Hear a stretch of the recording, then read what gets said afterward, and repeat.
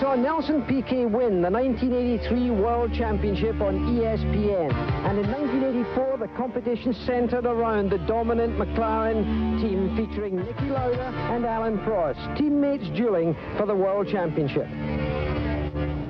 The checkered flag is waiting for Alain Prost. Alain Prost takes the checkered flag to score, indeed, his 7th win. He's congratulated by the McLaren mechanics, but his heart must be heavy because he hasn't got the championship. Once again, it slipped from his grasp in the final lap because here comes Niki Lauda. Niki Lauda takes 2nd place. Niki Lauda takes the World Championship, and Lauda is champion for the 3rd time in his career. In 1985, Prost had his day of glory. Clark corner, and here it comes, Jackie.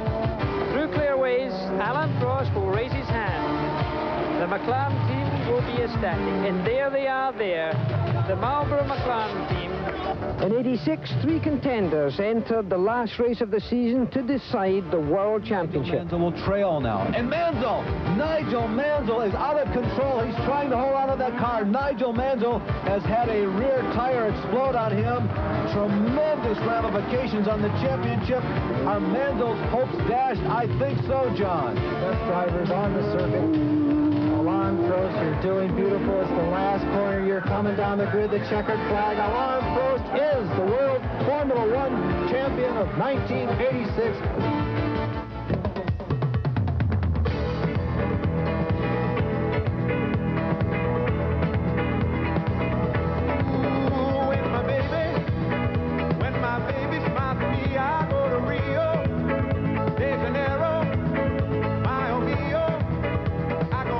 Brazil is known for its jungles and its mountains. Rio de Janeiro, it's known for its beaches, Ipanema and Leblon in the Copacabana. Hello, I'm Jackie Stewart, and I'm standing right now on the Ipanema beach. Now, we've been very fortunate over the years at ESPN to bring you the World Championship of Formula One Grand Prix racing. And here we are this year again in Rio for the opener of this year's '87 season. And of course, Brazil as a country has had an amazing record in sports. It's won 3 world championships of soccer, for example. But it's won 4 world championships in driving, starting off with Emerson Fittipaldi. Then another great driver, Carlos Paci, arrived. Then Nelson Piquet came along, Ayrton Senna. There's a young driver in England right now from Brazil called Gugelmin that you might not have heard of. But if you had come here 5 years ago, you would not have known the name of Ayrton Senna. Brazil has produced an amazing amount of talent in Grand Prix motor racing. Fanatical about its sport, the fans that will come to the Rio de Janeiro Grand Prix of Brazil will indeed be an excited lot.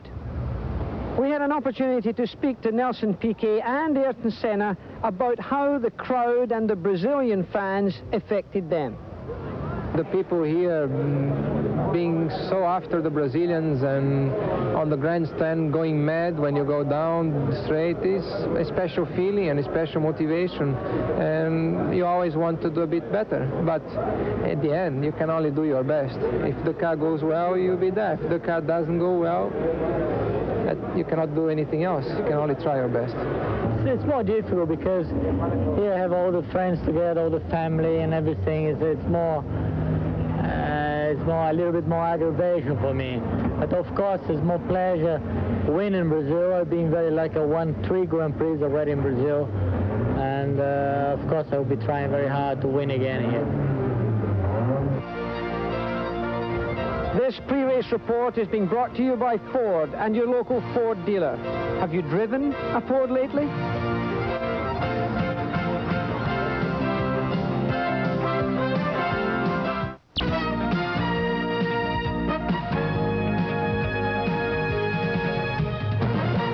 In Grand Prix Formula One racing in 1987, there are some new technical changes. For example, there are several normally aspirated engines running in this Brazilian Grand Prix.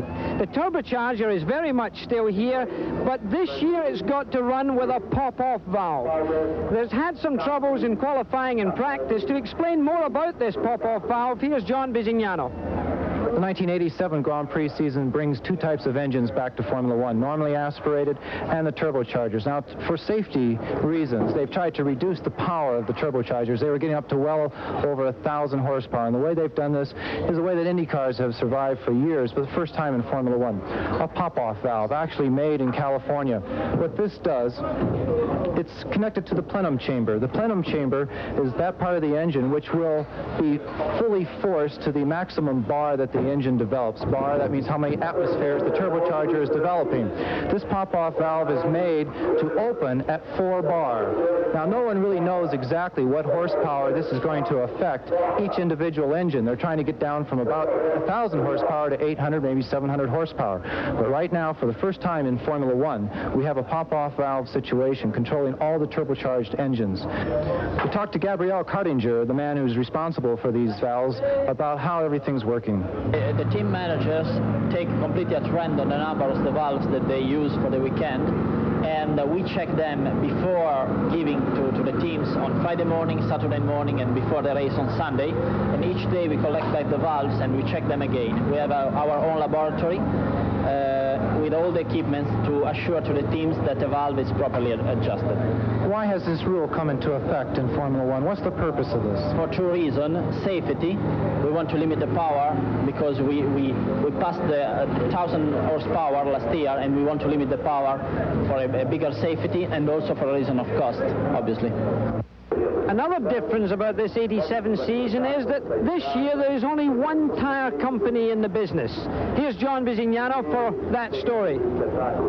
Leo Mel, director of Goodyear Racing. The only for sure thing here in Rio is that the winner will be on Goodyear tires. You're supplying the entire field. Yes, this is the first year we've done that. We've made arrangements with all the teams.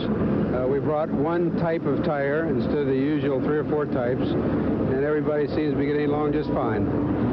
Well, what about the thrill of victory with competition? Maybe yourself and even management before were glad that there were 2 or 3 other tire companies in Formula One. Has it taken some of the sweetness away? Well, it's probably more work than it was before because we have more cars to take care of. So the work factor is very high, and the satisfaction is not as great. We will have to change the tire about 8 times during the year to meet the different requirements for the different circuits, as well as always bringing rain tires and backup tires. So the work factor is very high.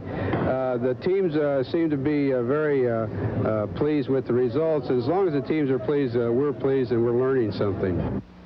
This pre-race report has been brought to you by Ford and your local Ford dealer. Have you driven a Ford lately?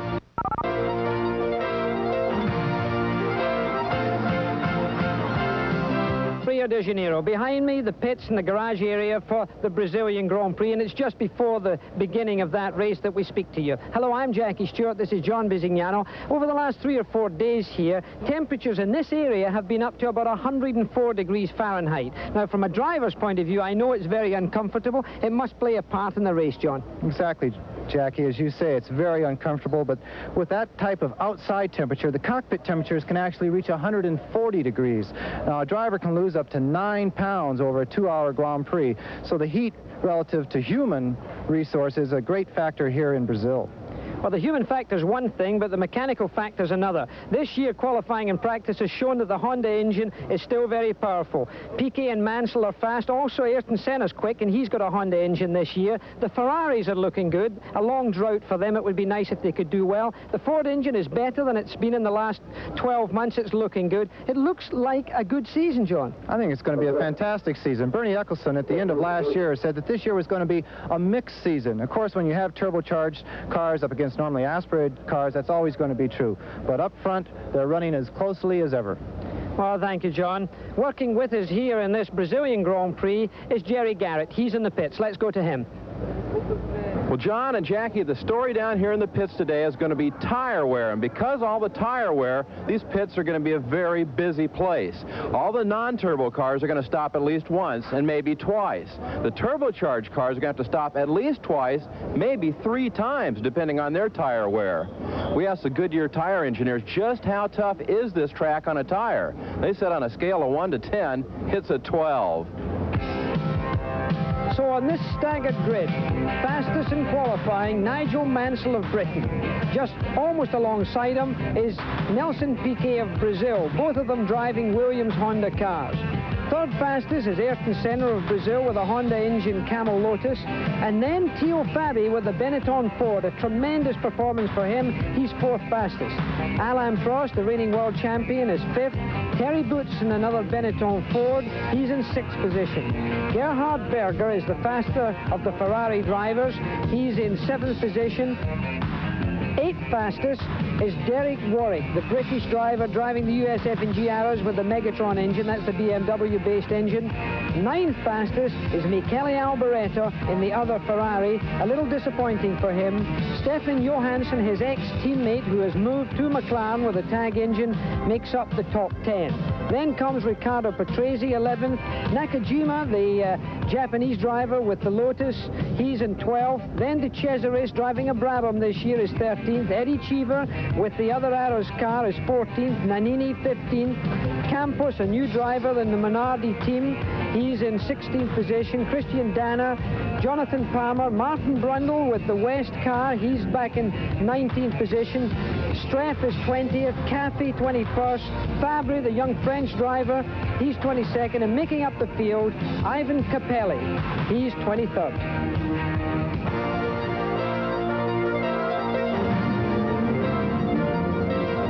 The Formula One Grand Prix of Brazil is brought to you by BF Goodrich TA Radials. They make your car perform. By Quaker State Motor Oil. The new Quaker State with QSX keeps your engine cleaner to last longer. And by Pan Am. You can't beat the experience.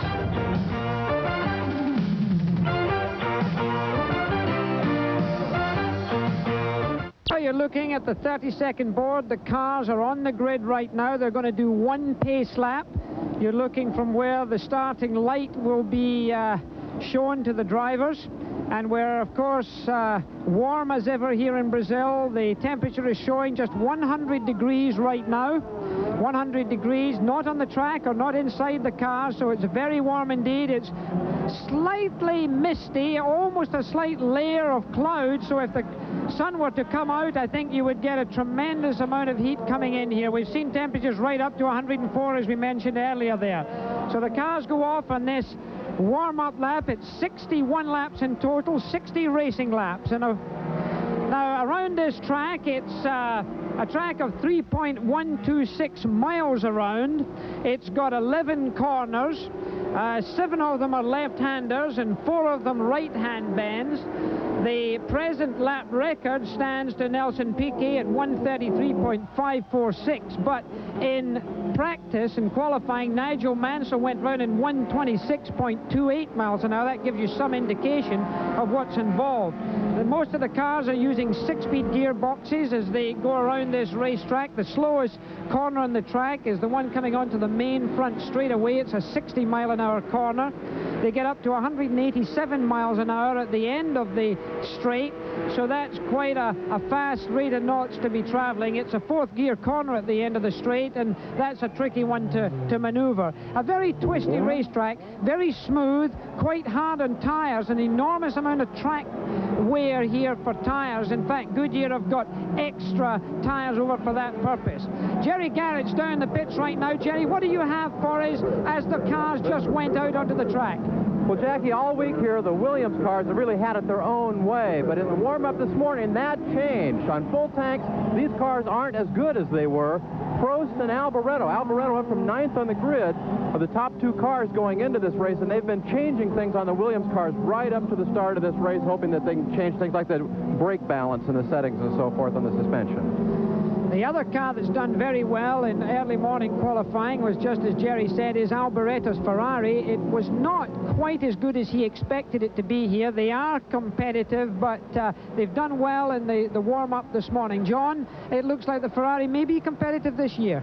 Well, they've had a couple days of tough practice and qualifying here. Alboreto was certainly disappointed. He never really felt that he got the best lap out of the car. He only qualified 9th. Now Berger, his first time in the Ferrari, is up in 7th. But again, very quickly talking about the full tanks, Prost, the current world champion, was the fastest man this morning on the full tanks, then Alboreto, and then Senna, Mansell, Piquet. So right up front there, it's going to be just as tight as ever, and Prost is going to do what he does best. Just sit back and start picking them off, keeping control of himself and his equipment. Well, we've got 22 cars starting this race. This is one of the smallest grids we've seen in Grand Prix racing for a long time. We would normally expect 26 to be on the grid, but the Ligiers are not here because their engines were not available. Alfa Romeo suddenly announced a withdrawal of their engines. The Lola's not here of Larousse. His team is not here because they're not quite ready yet. And actually this morning the March car withdrew. They ran out of engines and they were not able to put their car for Capelli on the starting line.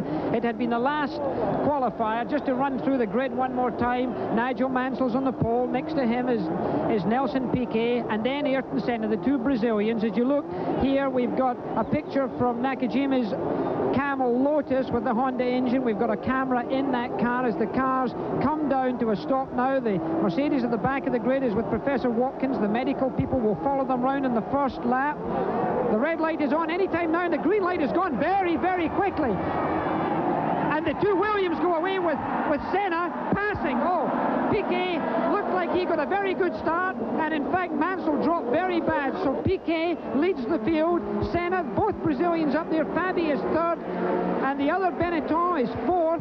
With this is a tremendous start for Nelson Piquet, the two Brazilian drivers in front of their own crowd. Of course, this is what Nelson Piquet has been dreaming about all week long, or all year long. He's won 3 of these Brazilian Grand Prix. He's told us he's looking for his 4th, but Senna says, I'm right on your tail, Nelson. This is my country too. This is one place where you can hear the spectators over the cars. So the two Brazilians lead away there. It does look like the Benetton Fords are now in 3rd and 4th position. Then you have the other Williams with Nigel Mansell. The sparks fly on full tanks. The top suspension is tight as they come down the main straight, doing about 185 miles an hour at this time through a 4th gear corner right now. Piquet takes it through there. Remember, the tires will now be up to temperature. And he's really got quite a healthy lead. He's got a little breather there. The Honda engines have proved to be very, very fast. And we see a replay now of the start from the high camera. And you can see there's a car left on the grid now, but you can see Nigel Mansell really drop behind there. Nigel has had a bad luck at this racetrack for the past 2 years. In fact, he's about to complete his very first race lap here in 3 years. The past 2 years, he's been knocked off the track in the very first corner or the very first lap. So Nigel Mansell will at least be happy to make it a clean lap. It looks like it was a clean start. That car left on the grid was one of the Brabham cars. Well, Alain Prost is back in 6th, then the two Ferraris 7th and 8th, and then a Brabham is up there, followed by Johansson, who of course is now driving McLaren. Nelson Piquet doing what he does best, leading the Formula One Grand Prix here in Brazil. Going in through these fast corners there, a right-hander here before the slowest corner on the racetrack. Getting into this 60-mile-an-hour corner. It's a 2nd gear corner for him. Accelerating now, he's got to come out of it clean. He's in 3rd, he's in 4th already, getting into 5th gear, then getting finally into 6th gear, and getting up to 185 plus miles an hour. You see the sparks flying, an enormous crowd. They say it's between about 140 and 150,000 people here, and they're very, very excitable.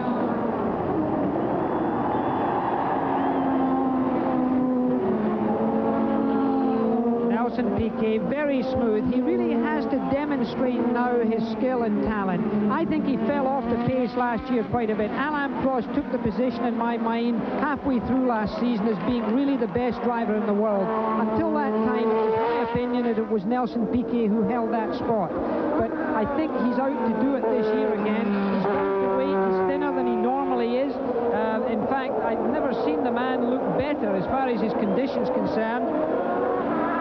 I think you're exactly right, Jackie. Last year he did fall a little bit off after leaving the Brabham team for so many years and coming into a new position with the Williams team, and it's really been an adjustment for him, but he has done very well, and at the end of last year he was as strong and as his teammate Nigel Mansell and came very close to winning the World Championship. Well, you know, we've got the driver weights for this Grand Prix. He weighed in at 69 kilos of weight with all his equipment, his helmet and everything else, and that weighs in around about 5 kilos, a little more than 10 pounds, 10.5 pounds of weight just for the overalls, the underwear, the shoes and the helmet.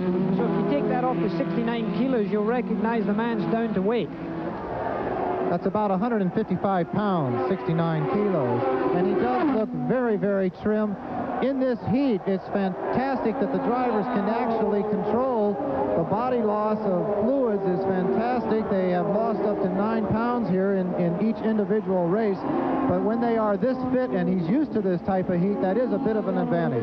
Nigel Mansell, incidentally, just passed one of the Benetton cars and got himself now into 3rd position. So Fabi's in 4th position, Alain Prost is in 5th, then I think it is Terry Bootson's in 6th position, then 2 of the Ferraris, 7th and 8th. Coming into this last corner before the pit, that's a very important corner. The last 2 seasons we have seen the lead actually change there due to missed gears later in the race. The fatigue factor getting to some of these drivers, and with a 6-speed gearbox, it's a very tight box and easy to select the wrong gear. If you're in the wrong gear there for just a half a second, at least 2, it may be 3 seconds are lost down the grid. And there you see the Brabham coming by Andrea de Chizres going around the Zach speed. It was Andrea that was left on the grid. We're glad to see that he has gotten back up to speed and moving on up through the cars. But Nelson Piquet sliding that Williams through those S's, but behind him, the new car, the new Lotus, the new color scheme, always within sight. And one of the Minardis has just come into the pits.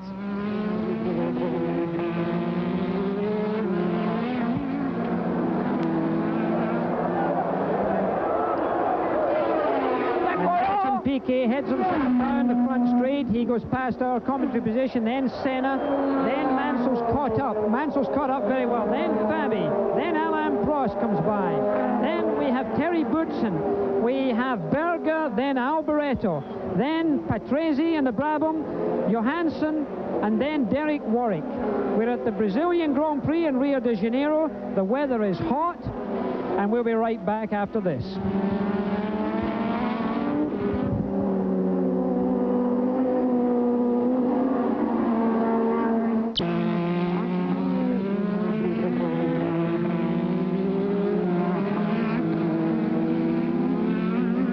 Is Nigel Mansell, the man who was in pole position, catching up Ayrton Senna, who's now in 2nd position. Senna is under pressure. He's driving, and the first 3 cars in this race right now are Honda powered. We've got Nelson Piquet still leading, then Ayrton Senna, both of them Brazilian, of course, and then Nigel Mansell in the other Canon Williams Honda, now putting a great deal of pressure, and I think you're going to see a pass. I think Nigel Mansell will do the Lotus. Now, Jerry Garrett's down in the pit. He's got some information on Ayrton Senna. Jerry? Well, Jackie, just before the start of the race, Ayrton's crew gambled. They changed the computer setup on the fuel, and it seems to be supplying the fuel a little better to the engine, and he's running a little quicker with a little less effort than he has all weekend.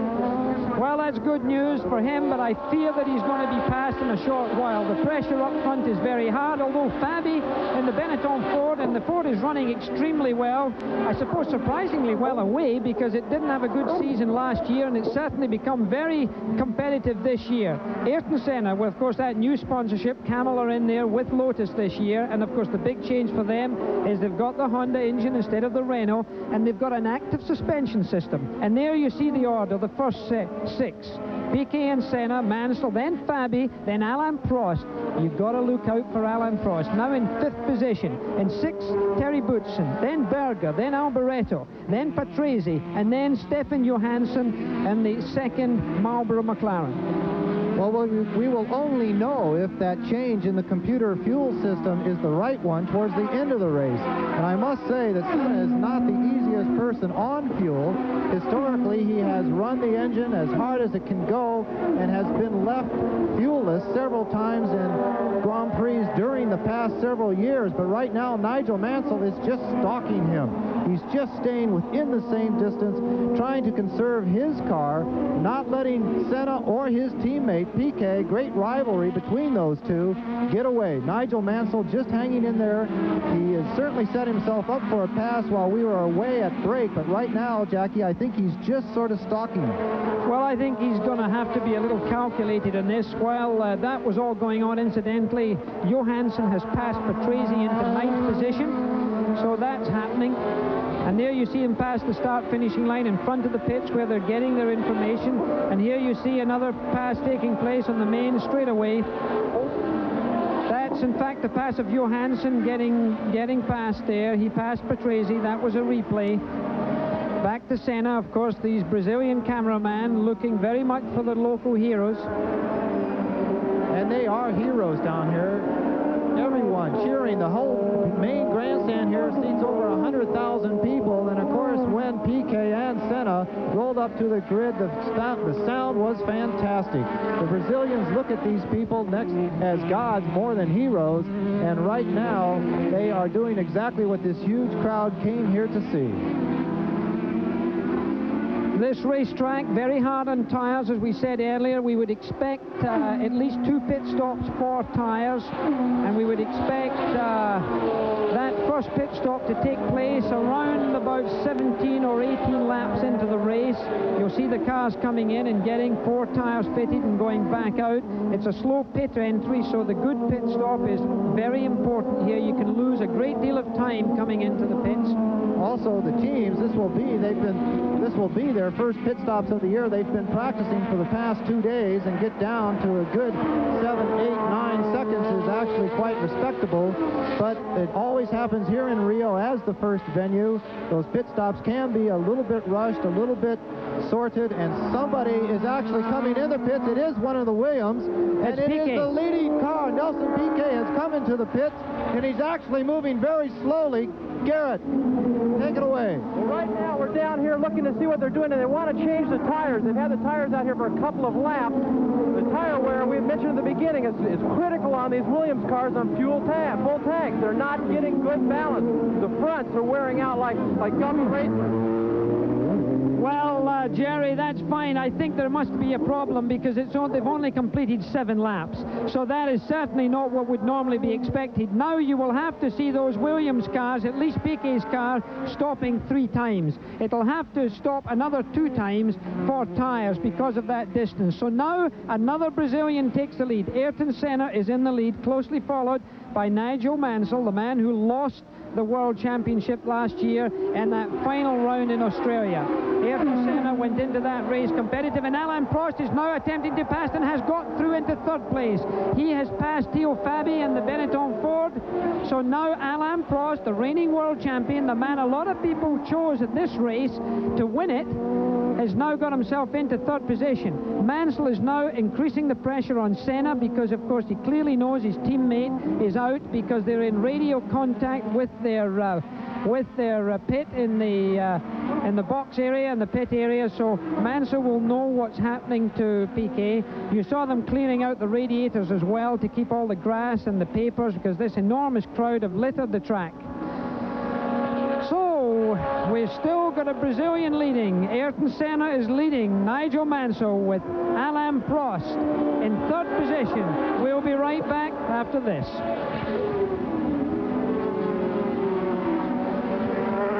The Brazilian Grand Prix just outside Rio de Janeiro. Magnificent day of weather here. We're all in good shape, and right now the man in the best shape may well be Ayrton Senna, the young Brazilian who has shown such tremendous natural talent over these last 2 years. Everybody expects him to be world champion. I think it's a bit much to ask him this year to be world champion. This new car of his could be trouble because the active suspension system could show up to be a little bit of a teething problem for him. And as you can see, not only is Nigel Mansell close behind him, but Prost is closing up as well. Prost is closing up. He led this race last year, and he is just hunting them down. He's hunting down both the Lotus and the Williams car. The Benetton into the pits of Bobby coming in the pits. Bobby was running 4th place. Jerry, can you see that pit stop? Yes, it's an early tire stop. I think that they're getting that earlier tire wear that we talked about at the top of the show, that they may be having to stop 3 times in this race with the turbo car. 3 times, imagine that. If you wanted to know where Nelson Piquet entered this race after his stop, he came back in 12th position. He had pulled out. There's a shot of Fabi, the Italian, in this fantastically painted automobile, but we were talking about Piquet. He came back in 12th position, and he has moved up into 11th, but still he lost tremendous ground. He had pulled out a 2.6 second lead, but still he found out that he could not do that and be able to conserve his tires. So now it's a question of those drivers with this turbo power trying to squeeze the power on, trying not to scrub the tires, trying not to get the temperature up, and trying to conserve everything. That's a difficult thing to do when you've got someone breathing down your neck. And of course, Senna and Mansell have never been friends. They've come together several times in racing. And look how close Prost is. Alain Prost, he is a tactician. He certainly, for me, right now, is the best driver in the world. He is intelligent. He's very skilled. He has enormous natural ability. Even the crowd here are waving for Alain Prost as they come by here. Tremendous cheer up from the crowd to show that his skills are being appreciated to the full. Well, it looks like Nigel Mansell may have been concentrating a little bit too much on what was going on behind him, because the leader has pulled out just a bit in that bright yellow Camel Lotus. Senna has definitely pulled away from Mansell, but Prost is right up his exhaust. It seems like it's on the brakes that the McLaren has the advantage. The Honda power down this straightaway is unbelievable, but when it comes into the twisty, turny parts of the circuit and on the brakes, Prost is able to gain ground. And the crowd again have got great cheers going up, and the cheers going up this time is for Piquet. Every car he passes, they recognize his catch-up, they recognize the pass, and again you see this tremendously partisan crowd, and then Prost makes an effort for a pass, and he's done it! Prost is into 2nd place at the end of the main straight. Now, the Honda power plants were supposed to be so much faster than the TAG Porsche McLaren unit, and that's impressive. The fact that he's just accelerated past at the end of the straight. And we hear from Jerry that there's going to be possibly another stop made by one of the Williams cars, and of course Jerry Garrett is down in the pits with our own camera, so we'll keep up with that as we see a replay of Prost going past Nigel Mansell, almost like he was standing still. Let me ask you, Jackie, do you think that the tires on Nigel Mansell's Williams could also be a problem for him at the moment? He was definitely dropping off of Senna, and I was wondering if Williams is getting ready for a pit stop, and it is the Williams coming in. It's Nigel Mansell. Jerry, he's coming into the pits. Take it. Well, this is apparently part of a 3-tire stop strategy for Williams. The Goodyear people say that they feel like their tires, their cars, run better on these good tires in the traffic early in the race. So that's why they're making the quick early stop. Well, as he pulls out of the pits, and you can hear that power plant pulling out of the pits right there, we see Alain Prost getting ready to stalk Ayrton Senna, and Senna's car is loose. The tire temperatures of Senna's car has gone up. You saw the back end breaking away there, and you see Prost again being the professor that everyone calls him, and he of course is ready to win any number of Grand Prix this season. Back down to Jerry in the pits. Well, right now we're trying to see what the action, the commotion is down at the other end of the pits here. It's a little bit out of our range, and we'll check on that and get back to you. Well, as the race continues here, Ayrton Senna, intelligent himself for such a young person with such a small amount of racing experience in comparison to Alain Prost, he's showing a great deal of maturity. It's very easy for a driver, particularly in front of his own crowd, to make little mistakes. But look, this is a slow corner, and watch Prost gobble him up there. He's really right in the slipstream, and if he puts him into position for the main straight, as he pulled out and passed also, you may see that occurring in a few corners' time. He comes round one of the slow corners in second gear right now, accelerating into third, into fourth, into fifth. As they go up there into fifth gear, they get back down into third gear for this long right-hand bend. And as I look down from the commentary position, we've got one of the Ferraris coming into the pit. It's Alboreto heading for pit lane. That may well be a tyre change also. This super abrasive surface now. Here is the slow corner. Look how he stopped him. He's got him right as we go back to the pits there for Alboreto. Watch Prost if he can do it. Wait for it. The very slow corner is coming up after this. Right there, they were doing about 150 miles an hour. Wait for it. Watch Prost. It's the same setup that he used on Mansell all through the corners. He's eating them alive. They're coming on to this 185-mile-an-hour straightaway now. The Honda Power, the Lotus gets the power down very well. They exit the corner very well. I don't think Prost is going to make it past this time. He's actually lost ground on that straightaway. But under the brakes, let's see what he does. He stays right behind him. He says he's not going to try now, Ayrton. Ayrton Senna protects his ground here in Brazil like no other place. It was at that exact position last year that he had Mansell off. And if Jerry Garrett is saying that the Williams people are thinking ahead for 2 more pit stops, they might think that that is a good strategy, but it's a very time-costing strategy, Jackie, and the way that they have entered the race, a good 10 to 12 positions down, I cannot see them making that up. Senna's coming into the pits. Senna comes into the pits. He slowed dramatically there as Prost now takes the lead. It's a mixed feeling down here in the pits. Below us, the grandstand are sort of mellow now at the fact that Ayrton's in the pits. Jerry, are you down there? Yes, we are right now, Jack, and they're going to change all 4 tires. They've been expecting Ayrton for a couple of laps now. There's no other concern on the car, no other adjustment. They're putting on all 4, and this is going to be a very quick pit. No, they had trouble with the left rear there. He's away just a little over 15 seconds. In the battle of the pit stops down here, the Williams team has definitely won. Piquet and Mansell were in and out in less than 15 seconds, both of them. Meanwhile, over the Ferrari pits, they were in and out in 20 seconds. Well, we've got a 12:42 for that stop, and Alain Prost now is in the lead. And that, you see him going through slower traffic. He's getting past Cafe right there as he comes down here, accelerating hard away. We're in Brazil, we're in Rio, and we're coming back.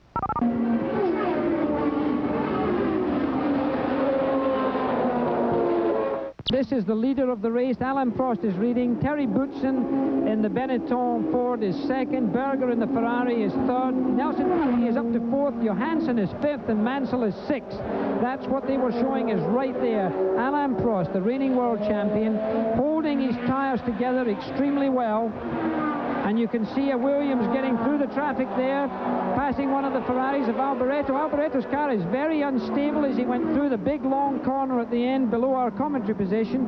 Although you can't see that, you're looking at Alain Prost easing his way around here. He's driving with a great degree of precision. And that, the smooth, gentle way, quite frankly, is the only way to drive, particularly when you've got to save tires.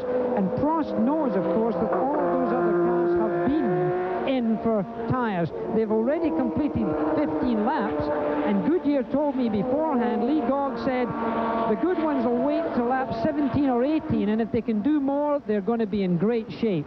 So you can take that from the gospel. I think you're seeing Alain Prost behaving very intelligently with regards to his tire wear. One thing about this McLaren team is that there has been a big change in designers this year. Gordon Murray has left the Brabham team and replaced John Barnard, who actually brought Ron Dennis's McLaren team to so many championships over the past 3 or 4 seasons. But Gordon Murray has been the man who's actually gone into the Marlboro P4 McLaren and even made it a better chassis than it was before. It's had the best track record in early testing of all the cars, and here in Rio, it's certainly working out very well. It's saving its tires. Lap 17 is coming up very soon. We'll have to see how well the chassis is conserving those tires, because that is going to be a major factor in the end of this race. The tire story here is a big one. Goodyear brought 2,000 tires as Ayrton Senna's teammate Nakajima goes into the pits, as we can see this from high above. The Goodyear Tire and Rubber Company brought 2,000 tires here. That's a lot of tires. They sell these tires nowadays to the Grand Prix teams for about $300 a tire, although they in fact cost, I think, around about $600, so that's no small investment. Of course, they fly them down here, and that's a pretty expensive experience. The crowd cheering again as Prost comes in. Prost is in the pits. Alain Prost is coming into the pits. Jerry, are you down there? Yes, we are, and it looks like the Prost has done the best job of saving his tires up to this point. And as you mentioned, Jackie, this is going to help him enormously as this race goes on. He's probably going to be able to do better on tire wear than anyone the whole race. A very quick stop down here. Well, he went out 2 seconds faster than, in fact, Ayrton Senna went out in. As you see the leaderboard back up again. Now, he'll have lost that lead, Prost will have. That was the lap before that the Longines timing is quoting. He was 2 seconds faster, and the 2 seconds were because Senna had allowed his car to come out of gear. And when he came in, he was trying to engage gear, and he took a little while for that first gear to engage, and he lost 2 seconds right there. So we've got the Grand Prix of Brazil. We've got Terry Boutsen under pressure. We'll be coming back to Rio after this.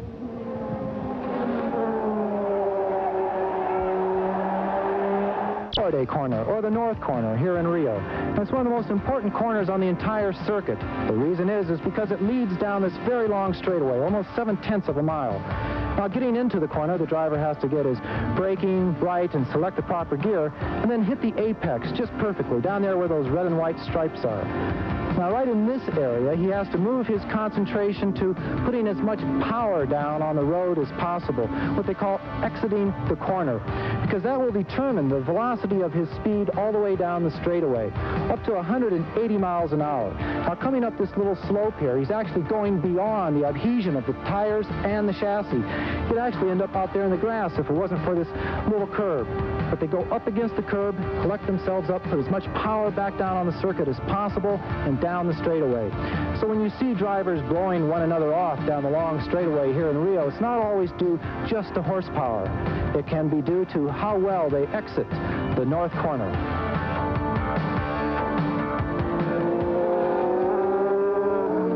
You're looking at the leader of the Grand Prix of Brazil, rightly so. Right now it's a Brazilian, if you like. Nelson Piquet is leading the race. It was he who passed Terry Boutsen just as we went to commercial, and he was, of course, taking that pass to get himself back in the lead. Remember, he's been in the pits. Boutsen has not yet been in the pits, but there we have another Ferrari, incidentally, slipping into the pits. John? Just a couple comments about Terry Boutsen. He's 29 years old. This is his 58th Grand Prix start. He got into Formula One racing with the Arrows team. His lovely wife Patricia is here, and he's very happy so far this season with the Benetton car. And we have a spin out on the track. It's Nannini. He's lost the tire. He may have lost that tire actually before the spin. He was in the pits earlier. That was a very quick corner that he was coming through during the spin, but he seems to be all right. You can see the car going up on the curb and certainly induced a very hard spin. We don't know if the tire was lost before the spin or the spin and hitting the curb induced the breaking of that wheel. It looks like the wheel, in fact, has broken, not the tire that's come off. It looks like a clean break of the wheel. I think it may have had a hair crack or something, because the car went into extreme oversteer, and only when the extra knock of hitting the curb came into play did, in fact, the unit disintegrate. But that could have been a very nasty moment. It was in a fast left-hander that would normally be taken around about 150 miles an hour, so it was no easy matter. We may well see that again being replayed by Global Television, who are the national feed that we have here, as the race leader comes up to pass the young Japanese driver who is the teammate of Ayrton Senna. That's Nelson Piquet just in the picture. Nakajima is the man who is behind right now, who's had a lot of laps in Formula One cars while testing in Japan, and Piquet just gets through so easily. Well, Nakajima is very eager not to make any mistakes here in this first Grand Prix. His Formula 3000 experience in Japan has been very good. You see the fastest lap being set by Nigel Mansell there. 118 miles an hour is a little bit slower than his fastest lap here last year, but still well into the three figures. Nelson Piquet continues. He's leading the race. Then you've got Terry Boutsen in second. Nigel Mansell's up to third. Alain Prost is back into fourth position. Ayrton Senna is in fifth, and Stefan Johansson is in sixth. This race is going to keep jumping from one leader to another as those tire changes play their part. They're getting very good at changing tires, and Prost has passed Boutsen, it looks like. Very clean pass right at the end of the straightaway. We are sorry that these passes are not being presented to you on camera, but again, this is not an ESPN camera crew working here. It's a national feed, and of course, when you have a Brazilian out leading like someone as popular as Piquet, it's hard for them to go back into the field. There's some very good racing going on for third, fourth, and fifth position at the moment. Piquet is coming back into the pits. As we've had a replay here, Piquet comes into the pits. Nakajima. Jerry, are you down in the pits there? Piquet's in. Yes, we are, Jackie. This is part of the legacy of that earlier pit stop. It's forced his sequence earlier. We got word from Williams that part of the problem on that first pit stop was those clogged radiators that you mentioned. Drove the temperatures up dangerously high, and that's got him off the sequence. So 11 seconds and 22 hundredths as the car accelerates out.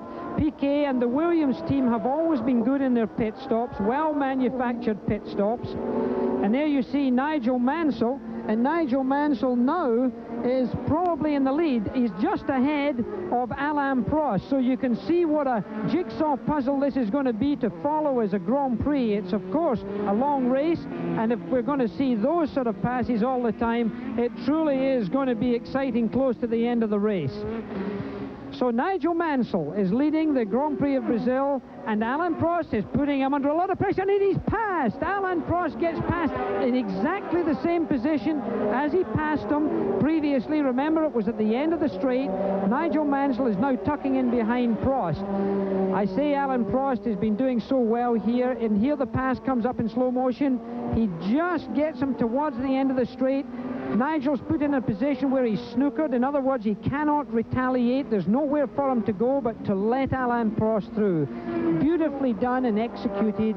Doesn't put either driver at risk, and this is why Prost has won so many Grand Prix.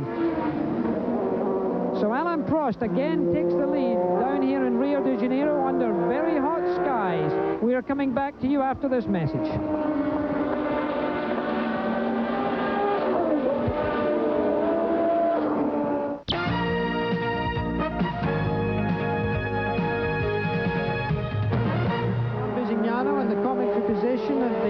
Of Brazil in Rio de Janeiro. Down here it's 20 minutes to 2 in the afternoon. Alain Prost, the reigning world champion and winner twice of this Grand Prix, is in the lead as Nelson Piquet comes into the pits one more time. Nigel Mansell's coming into the pits. Nigel Mansell in second position. Jerry? This is another one of those quick pit stops that they're hoping to get. They're hoping to make 3 of these tire stops all in less than 12 seconds. They figure if they can do that, they still have a chance to win the race. I don't know. That's a lot of time off the track. Well, practice is bringing perfection, John, because that was a 9.30 second pit stop. Any of the Indy teams would be very pleased with that if they were to change 4 pieces of rubber in that car at that time. We're looking now at Ayrton Senna. The order as I give it to you just now is Alain Prost is in the lead. Ayrton Senna is now the man you're looking at in second position, and Stefan Johansson, the teammate of Alain Prost, who moved from Ferrari at the end of last season, joined the Marlboro McLaren team. He's in third position right now. Out of the race is Theo Fabi, who had a mechanical. Derek Warwick's had a mechanical. Campos, the young Spanish driver, driving a Minardi, he's out of the race with mechanicals, as Martin Brundle, who moved from the Tyrrell team to the Zach West team. Zach Speed have the West sponsorship. He's out of the race. So 1, 2, 3, 4, 5 of them, including Nannini, who you saw, if you were looking earlier, having a moment. He's out with the loss of a rear right-hand wheel. Jackie, the Lotus team has been doing an awful lot of testing so far this season, but much of it has been taken up with this active suspension. There you see Senna coming by his teammate Nakajima. I'm sure Nakajima would move over very easily for Ayrton to come by. But Senna seemed a little bit disappointed in the active suspension before the start here in Rio, and he definitely felt that it has taken up too much of the team's testing time. He wants it to work. He wants to work on it and make it work because he feels that that is the way that the team is going to have an advantage, the only way that they're going to have the advantage that it takes to catch the Williams. So, Ayrton Senna going along there. We had the opportunity, John Bisignano had a chance to speak to Peter Wright about the new active suspension system used by Lotus. Let's hear from John now. Active suspension, it's a great name. How does it work? Well, it's a computer-controlled electro-hydraulic suspension system where the springs and shock absorbers are replaced by hydraulic systems under the control of the computer. The nearest analogy to it is a human suspension. A human doesn't have springs. It has a brain like a computer, sensors and muscle. You have a tremendous bank of computers here and everything. Do you think that the driver is actually less important because of this system? No, we're trying to help him by gaining information and tying it into what he tells us. And also, we're trying to give him a car which is more progressive, easier to drive, so that he can race it. We're not trying to take any control away from the driver. Peter, you mentioned about the driver. What happens if this thing shuts off in the middle of a 140-mile-an-hour corner or something? Well, we've taken every precaution we can think of to give him the time to adjust to the changing car. Obviously, the car should be going quicker because of the system, and if it quits, then he's probably going quicker than he should be. But we have backup springs for the system to fail on, and we have precautions and warnings to the driver. Lotus has always been an innovator in Formula One. Is this going to be the wave of the future? Will everyone have to have active suspension next year? Well, we would like to think so. There is maybe a tendency that if it is as successful as we hope, people may gang up on us. But yes, that's our intention.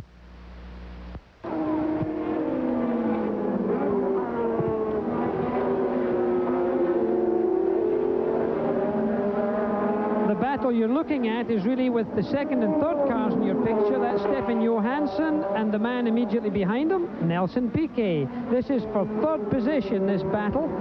So Piquet is now stalking Johansson, trying to get around Nakajima, the young Japanese driver who's come in to partner Ayrton Senna. Now they're entering an area of the track where they might be able to get Nakajima. Johansson pulls out. Piquet follows him. Watch Piquet try to duck in at the end of the straight. Will he get through or will he not? He's going to make an effort. He's going to draw alongside, and no! A brave man is young Stefan Johansson. 62 kilos of weight, but he's certainly got equipment on him in the way of courage that would suggest that he can close the door in front of a partisan crowd on, of course, Nelson Piquet. Not an easy move to make. Well, Stefan Johansson is from Sweden, and he's very happy to have this McLaren ride. They left it until the very last second to actually confirm this ride for Stefan Johansson. He had to wait all winter long and even almost until the springtime when he was by the Marlboro McLaren team. He has actually pulled a little bit out there on Piquet. When someone tries to put a pass like that, it upsets them just a bit, and he might have taken that back part of the course to get himself set again. But Nelson Piquet is looking to lead this race for the third time. He only has Stefan Johansson, Senna, and Prost in front of him. But Jackie, he had to stop on the 7th lap for tires and on the 21st lap for tires. And pretty soon, these tires on this Williams car of Nelson Piquet would be coming up for maybe their third pit stop. He's driving the car extremely hard, as the leaderboard shows you. Prost, Senna, Johansson, Piquet, Mansell, and Berger. So they continue along here. It's a real sort of tortoise and the hare situation, and of course that's been because of the tire wear factor. In fact, Jerry Garrett's right down there with Lee Gogg of Goodyear, and of course that's the professor when it comes to tires. Jerry, down to you. Lee, what's the story on tires down here? Who's winning the tire war in the pits among the teams? Well, we had anticipated making 2 stops. The Williams came in very quickly. Actually, Piquet's problem was radiator. Grass caught in the radiator overheated. Now, evidently, Mansell has the same problem. So they're coming in about every 10, 15 laps to clear the radio. Right now, Alain Prost is in a driver's seat. He's made 1 stop, expects 1 more, and is still faster than everybody out there. So he's winning. Do you think Williams is going to have to stop too many times to have a chance to win the race? I expect them to stop 2 more times yet, which is going to, I think, hurt them. Okay, so that comes from Lee Gogg, and that's the situation as we know it right now. You can see, let's run down the field just for this moment while we have a moment. Alain Prost, Ayrton Senna's in second place, Johansson's third, Piquet's fourth, Mansell is fifth, Berger is sixth, Patrese now in the Brabham is up to seventh, Alboreto in the Ferrari is eighth, Terry Boutsen in the Benetton Ford is 9th, Eddie Cheever in the US F&G Arrow is 10th, and Nakasawa, the Japanese driver, Nakajima, is in 11th place. So that's as we have it right now, as again we look towards Nelson Piquet, stalking still Stefan Johansson. My, must he be glad to have that McLaren drive. Johansson, he left Ferrari. He was fortunate in the first place to get into Ferrari a couple of laps ago. And as I say that, we've got a situation here with a flat tire coming into the pits, Jerry, if you're listening, with Terry Boutsen. He's had some sort of failure in the rear end, and the tire is disintegrating as he drives into the pits. Are you down there?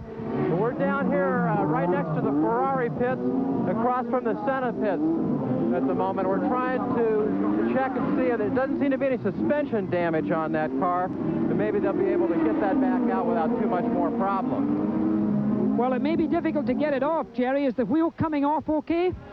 And it's back on with a new tire, and he's underway, and doesn't seem to be any problem. What a break. That was an amazingly fast stop. They only did one tire. In fact, and Ayrton Senna, by the way, is heading for your area as well, Jerry. Ayrton Senna, of course, driving the Honda engine Camel Lotus. He's entering the pits. This is about when we expected to see Senna, according to this 3 pit stop strategy. So they're making no unusual changes on the car, just the tires. When you stop this quickly, it's hard to make much other changes. Well, he got it away in 9.47 seconds that time. He got it in gear at the appropriate moment. But in fact, I think Lee Gogg and Goodyear told me they would expect them to come in for the second stop around the 37 or the 40 lap stage. So it could be that Senna might have to make an additional stop, because that was only after 28 laps that he came in, and I think we might be into some trouble there. Of course, with that pit stop, that makes the leaderboard come up to Prost leading, and actually has almost a 15-second lead at this time. As you see, Stefan Johansson in the other Marlboro McLaren coming by, closely followed. There comes the Williams right alongside. Piquet takes another look, but says, I was there before, and the door was slammed on my toe. So he did not push it as far as he did the first time. Stefan Johansson seems to dominate at least the back half of this course. That area you see in the background there is a lagoon. That, in fact, the corner they're going through right now is called Lagoon. Here in Rio, the temperature is going up. We see it's 35 degrees here. It's 104 degrees. The cockpits can be 140.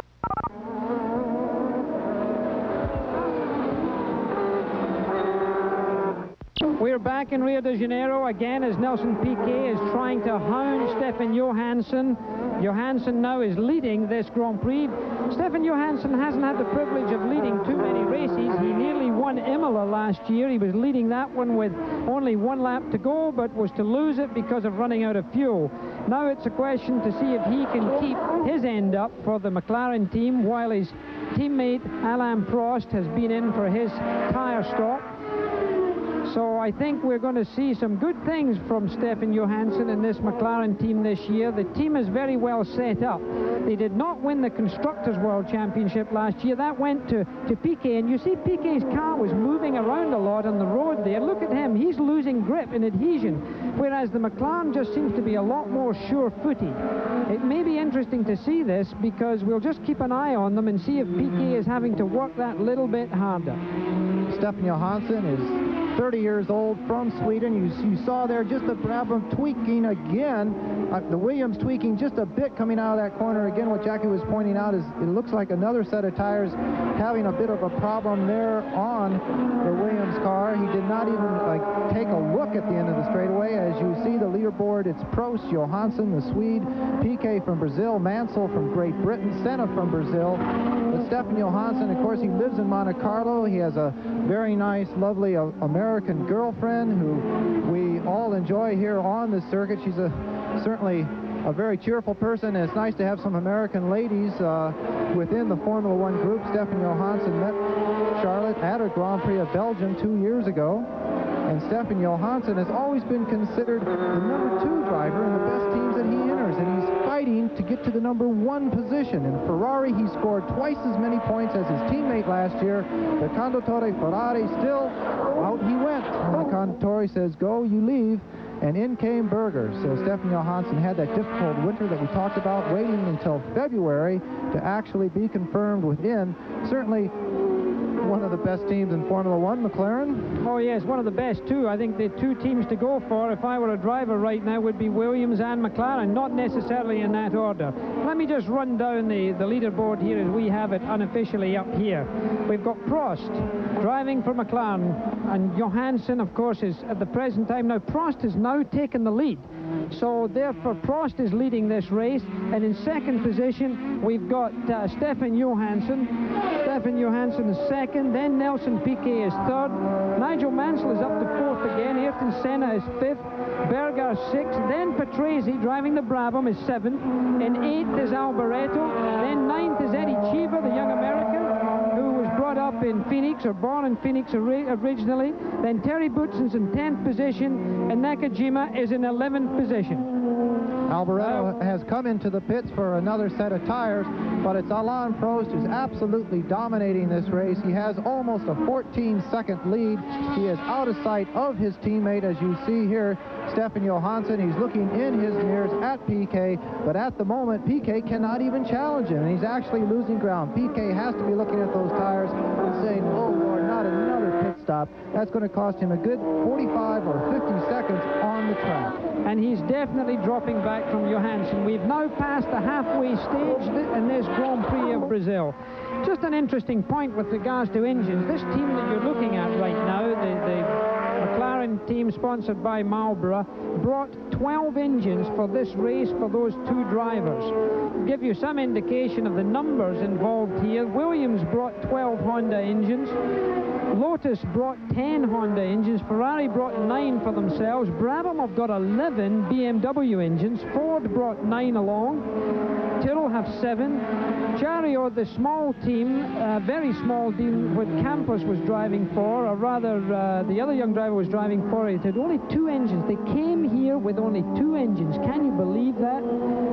And that's a very small number of engines. March, who had to withdraw before the beginning of the race, blew all of their 3 engines and were unable to start. Ours have got 11 engines. Zaxby brought 7. Osella brought 4 engines, and Minardi have 7. That's 104 engines came for this Grand Prix with 22 cars starting. That's an amazing number of engines. When you think of all the chassis and all the people, all the mechanics, there's a good 5,000 people coming just in the paddock for this particular race. That includes teams and journalists from all points of the world. Formula One Grand Prix racing, Alain Prost going by the AGS, driven by Pascal Fabre. I was waiting for your French pronunciation there. I would say Fabre, but Fabre is the French way to pronounce it correctly. And Pascal, his first year in Formula One, his first Grand Prix, actually.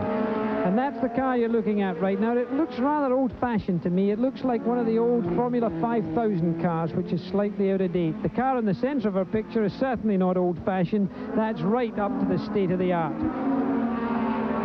This McLaren, over the last several years, it hasn't changed that much. This is the greatest change I've seen to the body work and the suspension, the rear end, the ducting, and again, that's all Gordon Murray moving from the Brabham team into the Marlboro McLaren team.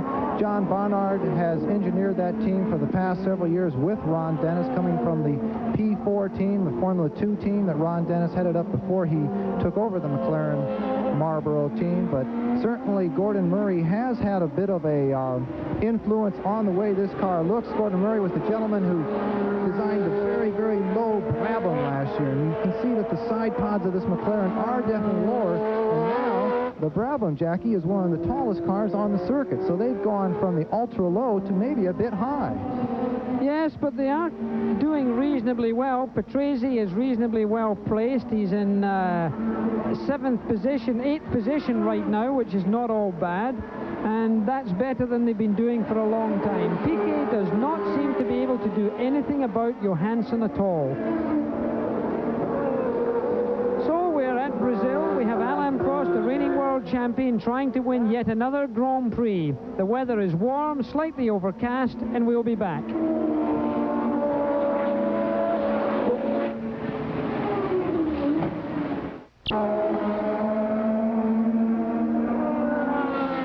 Jackie Stewart, John Bisignano and Jerry Garrett here in Rio de Janeiro covering the Grand Prix of Brazil. You're looking at the man in second position right now carrying the number 2 on his car. And that, of course, is Stefan Johansson.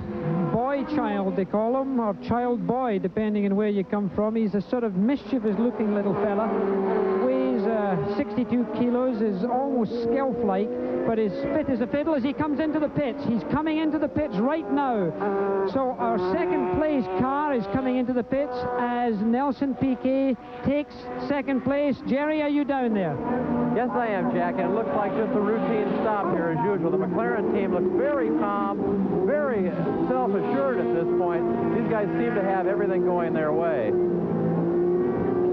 Hands up, wheels on, car down, car out of the pit very quickly. Well, as he roars away there, that's him in good shape as he exits pit lane without any drama. That means that Piquet now is firmly into second place as one of the Ferraris head towards pit lane. It's Berger, who of course left the Benetton team to go to Commendatore Ferrari. Every racing driver wants to go there. Nakajima is also coming in, or is that Ayrton Senna? Senna is coming into the pits. No, it's Nakajima. Nakajima. It's very difficult to tell this Dayglow yellow helmet from a white helmet from our position. Just speaking of our position, Jackie, over the past 2 seasons, we have somewhat described the Brazilian broadcast as a third world broadcast. We must say that we actually have glass between us now, between the track and the cars, and that you have seen several Grand Prix from Brazil, but we're glad to say this may be the first one that you've ever heard. So it's a pleasure to be up in an air-conditioned booth with all the latest facilities. Thank you very much, Brazil. Absolutely, and there you see the gap between those two, the 31.5 seconds between Prost and Piquet. So we've got that.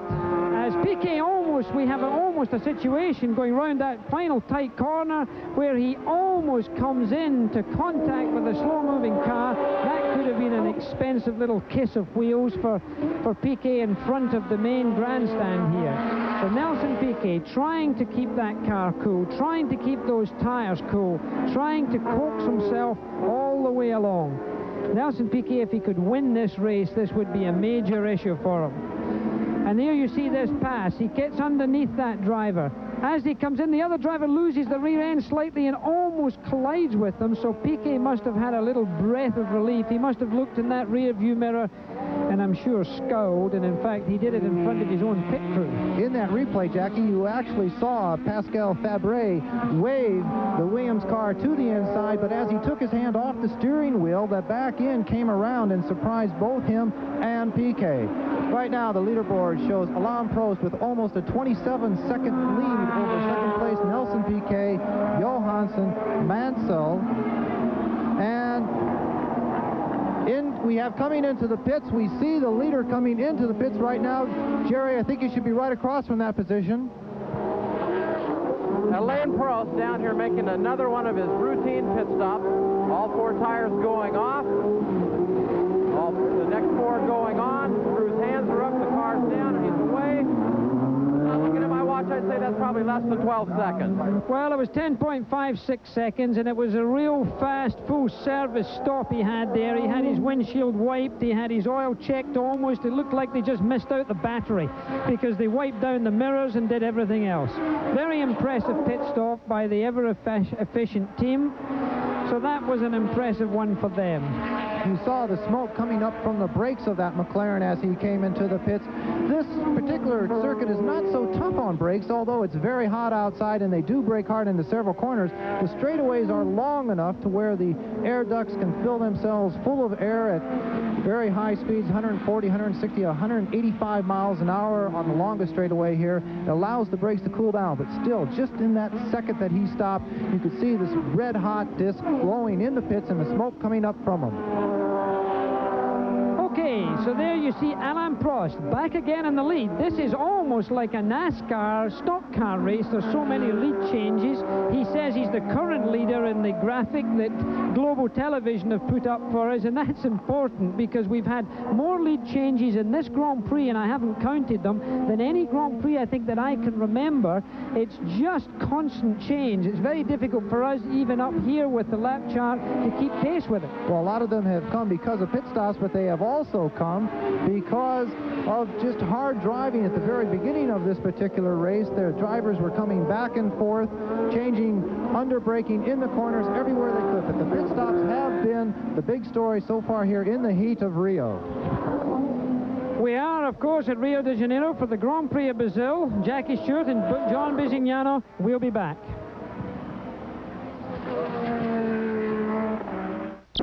Fourth place is Stefan Johansson from Sweden in the McLaren, and fifth place Nigel Mansell of Great Britain in the Honda Canon Williams. Then Eddie Cheever in the USF&G Arrow is up to sixth place. Berger in the Ferrari is seventh place. Alboreto is eighth. Patrese is ninth.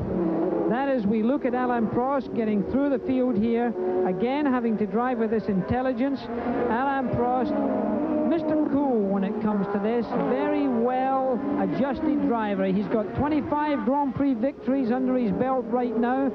He has said that one of his motivating factors is to beat my total of 27. He's going to do it this year. He may get up to 26 right here in Brazil if he keeps driving like this. The great Juan Manuel Fangio has been here today. He did a demonstration driving around in his old Mercedes of 1955 and 1956. He won 24 Grand Prix victories in his 5 World Championships. Jim Clark won 25 Grand Prix victories. I was lucky enough to win 27, and I've held that now for 30 and a half years. So Alain Prost is surely going to take that away from me. And frankly, I couldn't think of a better man to do it. Records are made to be broken, and Prost is such a good driver. I'd be more than proud for him to have it, although slightly disappointed. Oh, Jackie, now one thing you do have to remember is that you got those many wins with only 99 starts, and Alain Prost, this is his 106th start, so it's going to have to be someone else besides Prost that on a ratio basis beats the Jackie Stewart record. Well, yeah, but at the end of the day, it's numbers that count. And the numbers that we see right now, big on the screen, is this car, of course, number 12 of Ayrton Senna with his bright yellow helmet. It almost clashes with his new sponsor colors. He may have to change the color of his helmet. Maybe he'll get Reynolds to change the color of the camel yellow. He's had a lot of power in the Lotus team. There was much talk that he had more power than anybody else. What Ayrton Senna asks for, he gets. And right now, the Brazilian crowd are giving him a lot of encouragement. He has somewhat been that way, a very powerful person, all the way back to his Formula 3 days. He always knew exactly what he wanted and went straight for it. Coming from Brazil with a very low budget into Formula 3, but it has paid off, and his tires seem, or at least when he puts that power down, the front of the car washed out there. Just to review the top 3, we have Alain Prost leading this Grand Prix with Ayrton Senna, the person on the screen at the moment. Stefan Johansson in the other Marlboro McLaren is in third place. Nelson Piquet, the second Brazilian, is in fourth. Nigel Mansell, the gentleman who really deserved to win the championship last year, is in fifth. Berger, the new driver entering the Ferrari camp, is in sixth. We had Eddie Cheever in sixth in the USF&G Arrows team, but he came in for a pit stop, and he seems to be circulating even quicker than before, so we hope Eddie can at least score in the points. The points start from first and go down to sixth place, as you see the leaderboard here from a very warm Brazil. Unfortunately, the camera that we had mounted in one of the cars driven by the young Japanese driver Nakajima was unfortunately rendered useless after only a few laps. They still have not got those cameras quite as reliable as they should be. I was covering a race at Long Beach last weekend, it was, I think, with NBC, and we had a camera that didn't show us any pictures either. We still have a lot to do in this field. Of course, tremendous electrical interference and a lot of heat put onto those cameras from the tight confines of the cockpit and the engine cowling. You might look at that McLaren across right now. Just in front of the driver, you see an antenna, an aerial sticking up, and it's absolutely in front of the driver's eyes. A lot of people would see it to be very disconcerting as he gets prepared to pass Terry Boutsen with a Ford-powered Benetton there. The Ford power unit is showing great, tremendous improvement from last year. Of course, it was run last year by the Carl Haas team, and they were breaking that engine in. And you see the fastest lap done by Piquet in a time of 1:34.435 seconds, which is quite a lot slower than he did in practice. So therefore, he's about 8 seconds a lap slower than he qualified at. And of course, that was with little fuel and the tires brand new and really cold, so they were able to put in a fast lap. There is Terry Boutsen and the united colors of Benetton. Very colorful, both the mechanics and the drivers and the car bodywork. Very colorful indeed. Terry Boutsen driving a very good race. Theo Fabi, remember, is out of the race. Unfortunately, he had a problem fairly early on. Alain Prost is very much in the race. He's leading it, and we'll be back after this message.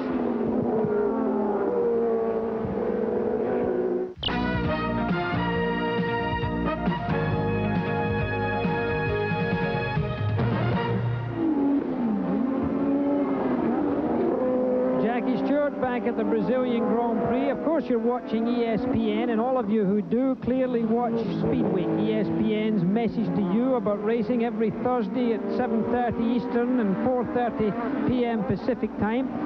Now, the racing enthusiasts, of course, can take heart because Bob Jenkins and Larry Nuber are ready to fill you in every Thursday evening and all of the latest from the motorsporting scene. Of course, ESPN will bring you the best motorsports report with highlights and features from every series in racing. It's just one more reason why our auto racing coverage wins awards for the most comprehensive of its kind on television. We really are the driving force in every front across the racing scene. ESPN, your driving force in motor racing coverage. We're into, of course, the Brazilian Grand Prix, and Alain Prost is still leading the race. Ayrton Senna is still second. Stefan Johansson is still third. Piquet is fourth. Mansell is fifth. Berger in the Ferrari is sixth. Alboreto is seventh, his teammate. Patrese in the Brabham is eighth. Terry Boutsen in the Ford engine Benetton is ninth. Eddie Cheever in the Arrows car is 10th. And Nakajima, my goodness, he loves 11th place. He's been in there forever. Double ones for Nakajima. Jackie, one thing I want to point out is that Prost is definitely taking it easy. He certainly went around. Ayrton Senna is coming down into the pits. Jerry Garrett, I think you have him coming into the pits. Jerry, can you see the action? Yes, we're right here alongside the pit at this moment, and if everything goes okay on this stop, he should be able to go the rest of the way without getting more tires. But I think that he's going to have stopped too many times to really be up there and give Prost a chance to catch him. Give him a chance to catch him. He's off. And again, a little bit of trouble with gear selection for him. And while he was in the pits, incidentally, Nelson Piquet has taken over second position from Stefan Johansson. So the order now is in the top four: Prost, Piquet, Johansson, and Ayrton Senna may have held his fourth place while he was in the pits. So that was a pretty quick pit stop from Ayrton Senna. Of course, it's very difficult to keep these engines revving correctly. They're so hot during a pit stop. And of course, the clutch factor, you've got to be able to engage gear well. Jerry, you're down in the pits. You have something for us. We know, Jackie, they've said so many times that the races are won or lost in the pits, and I think that's certainly a lot of the case today. Ayrton's crew does not seem to be well choreographed. They don't seem to know what their man wants and when he wants to do it. Meanwhile, over in the McLaren pits, they seem to know exactly what their drivers want. They respond, the drivers respond, the pit stops go like a perfectly choreographed dance. Well, we've already seen that work well consistently for them. We're seeing a white flag being waved as Ayrton Senna went past the pits a few moments ago. A white flag would suggest, not as in American racing, it's only one lap to go. It means that there's a slow car on the racetrack. Be aware. You can see that antenna in front of Alain Prost's eyes right now as he comes up to get that slow car there. He really bounced up on him. And look at that antenna. It's almost like a sight in a telescopic sight of a rifle. He must aim everything at it. Well, he's certainly aiming by, and it's one of the Williams that's actually slow. That red and white flag is for a slowing Williams. You can see him on the right of the straightaway there. Prost P.K. Johansson, first three, but it's certainly one of the Williams. Well, it's Nigel Mansell who's going very slowly. That's the end of his race, I should think. He's got a tire problem. It's broken up his left rear tire. Now, he's got to make all the way around a fair part of this racetrack. Now, if he goes too fast, that tire's going to explode. The wheel already is hard on the ground. Now, Nigel, take your time. World Championship points are the things that he's got to look for. The other drivers have got to be careful because part of the tire has come right off. Now, whether it's the wheel or the tire, maybe the outside rim of that wheel is broken off. You can't see this. We're watching it from our commentary position. I'm sorry we're talking over a picture that you can't see, but we want to keep you advised. I don't think the global television people have recognized the drama that's just taking place here because, of course, Nigel Mansell's a major story. He lost the World Championship last year, as you recall. Here he comes very slowly. Look at the right-hand side of your picture. There's only half of that wheel left on. There is Nigel Mansell. It's the unloaded tire also, and the sparks are coming from below. He's got to be so careful. He's going to damage the suspension because it will be on the ground. It'll be rubbing away. Look at the wheel. And he's now coming into the pits. He's only got about 100 yards. Jerry, are you there to receive this? Yes, we are. We're right alongside the pit here, and you're right, Jack. He's just moving very, very gingerly right now. The whole wheel is locked up, and I think that there's a piece of that wheel lodged in the rear suspension. This looks pretty serious for him. You can see the aerofoil's been damaged also, Jerry. You can see the tire's been rubbing against that rear wing.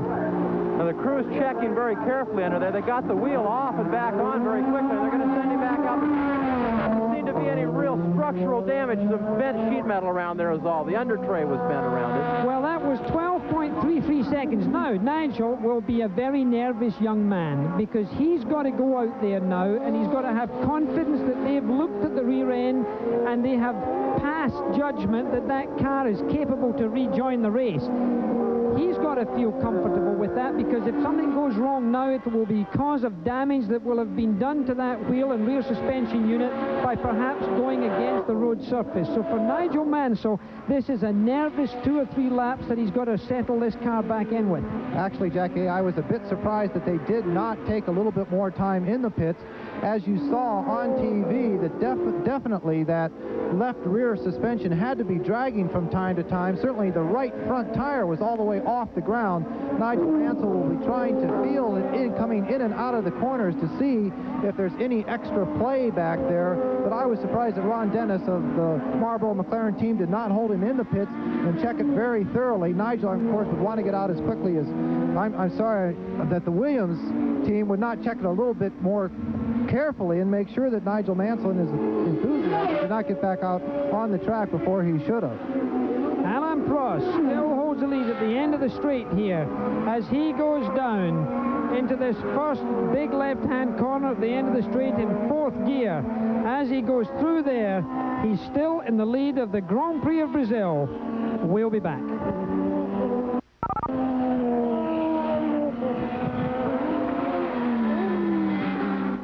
We're back at the Grand Prix of Brazil. It's still an Alain Prost benefit at the present time. I have him in my watch here about 30 seconds ahead of Nelson Piquet, who's in 2nd position. In 3rd position right now shows Stefan Johansson, and Ayrton Senna is showing himself to be in 4th place with Berger in 5th place. But I saw Berger looking out of our commentary position right now, getting past Johansson. So it may be that Berger's come up here, and we're going to check our lap chart on that because Berger definitely made a pass on Johansson. One of the Ferraris, incidentally, is heading for the pits. It looks like it's Berger coming in. Gerhard Berger of Austria, wearing the colors of his country on his crash helmet, slipping into the pits and past. Can you get that down there, Jerry? Yes, we're right alongside Jackie, and one of the things that Gerhard Berger has enjoyed today is a big pit stop advantage over his teammates. He's spent at least 15 seconds less on pit road than his own teammates. Well, we are keeping coverage on these pit stops because they are vitally important to the outcome of this race, clearly. Prost now, Jackie, with this tremendous lead. This is the time. We have one of the Brablins pulling off the circuit. It is Patrese. He is slowing right in front of the pit. I'm sorry, again, we cannot put that on camera for you, but maybe there it is right now. We have Patrese, the Italian driver in the Olivetti Brabham team. He looks like he's going to try and make it right to his team. He pulls up right in front of the Benetton pit, actually. But Patrese, with the BMW-powered Olivetti Brabham, certainly out of the Brazilian Grand Prix. It was Patrese who actually passed out several years ago in the heat of the Brazilian Grand Prix. We've also lost Piquet on the winner's stand once in a while during the victory ceremony. He has passed out, and it is now up to lap 49 or lap 50 that the heat takes their toll on these drivers. Prost certainly seems with a 31-second lead. He can ease himself off a little bit, conserve a little bit of energy, but still Piquet has set 2 new track records or fastest laps in this race over the last 10 laps. So Piquet, even though he's 31 seconds behind, is not giving up.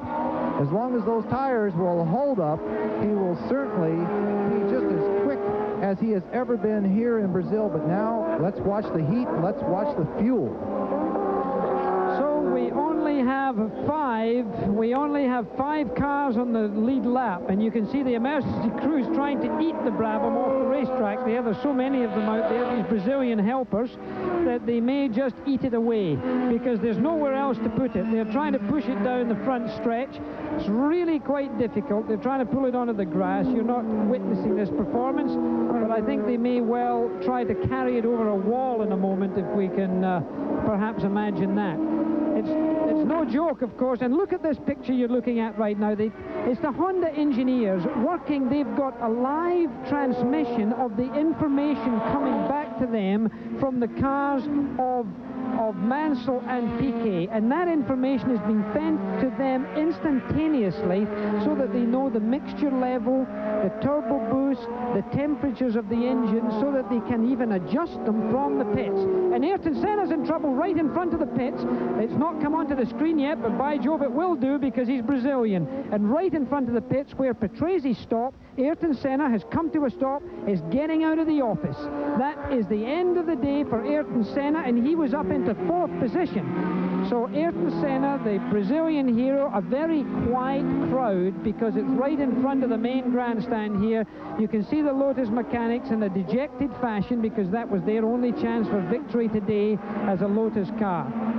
Well, we've lost both the 4th place car as Ayrton Senna walks back, takes the Balaclava off, looking for his pit to go over the wall. Jerry, can you see Ayrton Senna down there? Walking back to his pit right now. They're pushing his car the other way. He's going to have a word or two with his crew. It's been a very frustrating day and an especially frustrating finish. We can see from our commentator's position that Senna has not even gotten over the wall yet. He may be thinking of stepping out in the middle of the racetrack. He must be so disappointed. The crowd has gone very quiet, but of course this man on your screen now still carrying the green globe of Brazil around this track in 2nd place, setting 2 fastest laps. There's the Campbell sponsorship on the new Lotus team. The Kenny there you just saw in the picture is the American, the gentleman who flies for American Airlines and works all the Grand Prix all over the world as one of the Lotus tiremen and pit signaler. He is the gentleman who handles the pit signals for Ayrton Senna. But right now the Brazilians are saying, hold on, Nelson, and 29 seconds. He's gone from 31 seconds behind the leader of Alain Prost to 29 seconds behind, a gain of 2 seconds, but there aren't enough laps left in this race. We only have 10 or maybe 9 laps left in this race. If Prost keeps his cool the way he has and is driving so slowly, not slowly, but so smoothly he certainly won't have to come into the pits again. Let us remind you of the leaderboard right now. Alain Prost is leading. Piquet is in second place. Stefan Johansson is in third. Gerhard Berger in the Ferrari is fourth. Alboreto is fifth. Boutsen is sixth. And Mansell is seventh. That's what we have at the moment, but it's constantly changing. We may be in a lap or two's time give you an update on that, because certainly the cars seem to be able to catch up an enormous amount of speed. Obviously, Piquet in front of his own crowd is attempting to do that, and you see the Benetton coming up fast as well. Now, he, of course, is trying to unlap himself from Piquet, because he is one lap behind Nelson Piquet. So don't get too excited up there in Detroit. Well, that's again Terry Boutsen, who down here with Ayrton Senna right now. Ayrton, it must be a very frustrating day for you. It's not one of my best days, for sure. What was the problem with the car? The engine developed a problem and decided to stop here. Okay, well, a tough day for a very talented young man, and a real disappointment for himself as well as the partisan crowd here. Well, he decided to stop there because he doesn't have very much walking to do. Very sensible young man. If the engine's giving trouble and it's going to stop anyway, you may as well stop by your pit. So no walking for Ayrton Senna today, and all the driving's been done. Now Piquet is still trying to put on that pressure. There is no Grand Prix ever won until the checkered flag drops, and he knows that. And there is Alain Prost. He knows that also. He is the current leader. There's been many lap changes in this race, and Prost knows that he's got to be very gentle, and he's got to feed this car along without causing it any ill effects. He's not even using all the road. Again, he's driving with that wonderful intelligence that has brought him already 25 Grand Prix victories.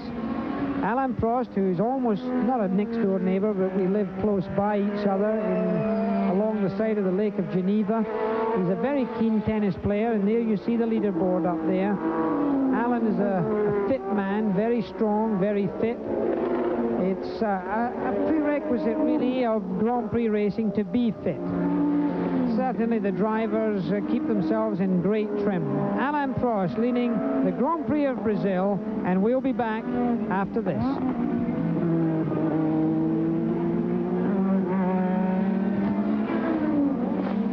Back in Brazil, we're back in Rio de Janeiro in a very warm day. It's in fact a temperature of close to 100 degrees at the present time. It must be a lot warmer for Alain Prost, who's already completed 55 laps of those 61 laps, but one lap, of course, was the pace lap. So he's really down to 5 or 6 laps to go. He knows that number. He's been told. Cars out of the race are Teo Fabi, Nannini, Warwick, Campos, Brundle, Senna's out, Cathy is out, Cheever is now out, Patrese is out, and De Cesaris is out. So those cars are out of the race, still running, of course, the balance of the field. The top 10, as we have it from our commentary position, is Prost in first place, Piquet second, Johansson's in third, Alboreto's fourth in the Ferrari, fifth another Ferrari with Berger, then sixth is Terry Boutsen in the Benetton car. Nigel Mansell is down in 7th position. We might expect to see something from him. Nakajima is now up to 8th. Christian Danner, driving the Zack Speed West car, is 9th, and Jonathan Palmer, in a normally aspirated Data General Cortal Tyrrell, makes the top 10. That's the first normally aspirated engine to be running in that position at this time. And there is a championship for the normal aspirated engines this year. It's going to be called the Jim Clark Award for the driver, and for the car it's going to be the Colin Chapman Award. Those are 2 awards introduced by the governing body of the sport to try and get those people enthused about normally aspirated motors. And of course next year everybody's going to be running with the non-turbocharged engine. Jackie, I know that Eddie Cheever has been counted out officially, but there he is back on the circuit in the USF&G Arrows car. He had a little bit of a long pit stop. Eddie back into Formula One this year. His only run in Formula One last year was at the Detroit Grand Prix when he substituted for Patrick Tambay in the Lola Haas Ford. But right now Eddie Cheever is circulating around. Ross Cheever last weekend, his younger brother, won off of pole position a race in Japan, Formula 3000 race. So the only American driver in Formula One has gone back onto the circuit and will give you an update on his position. Well, he was in fact on the pitch for 10 laps, was Eddie Cheever, so therefore I don't think he'll expect to do particularly well in this. Alain Prost, again, as I say, nursing this motor car home, being very gentle with it, as Prost can be, a man of average height, as I call it, a very small man in other people's minds, but my goodness, is he large in talent. Certainly one of the great drivers in this era of Grand Prix racing. A French driver to win the World Championship. There's been many French drivers before him. Jean Bérard back in the 50s. Jean-Pierre Beltoise in the 60s. Then came a great run of drivers from François Sévère to Jean-Pierre Jarier. There was Jabouille. There was many of them. In fact, at one time there were 7 Grand Prix drivers of French nationality making up a grid.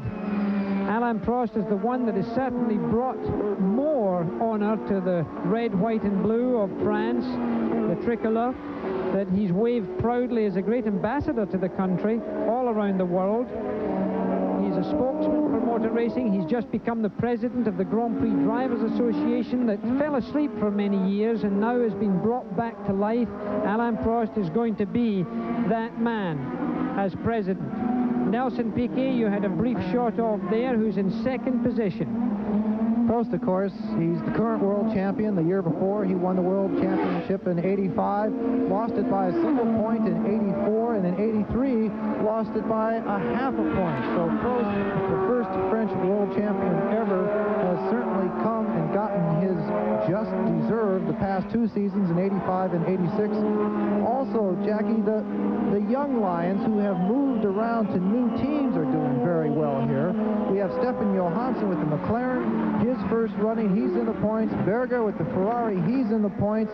And Boutsen from Belgium in the Benetton team, he's in the points. So the second generation young Lions in their new situations have certainly taken advantage of the team changes and have shown up very well here in the Grand Prix of Brazil. It takes a little while for a driver to get used to a new team. I'm surprised that we have that many new drivers and new teams in the first 6. Well, this is the first race, and a lot of things are going to happen. Alain Prost still leads. Nelson Piquet still in 2nd place.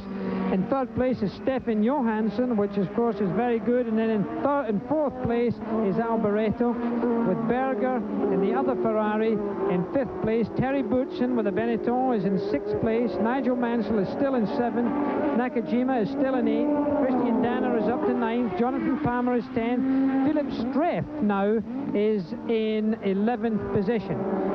So there are constant changes down the field, but it does seem that Prost is holding himself more than 30 seconds in advantage over Piquet as he gets into a Ferrari sandwich right there.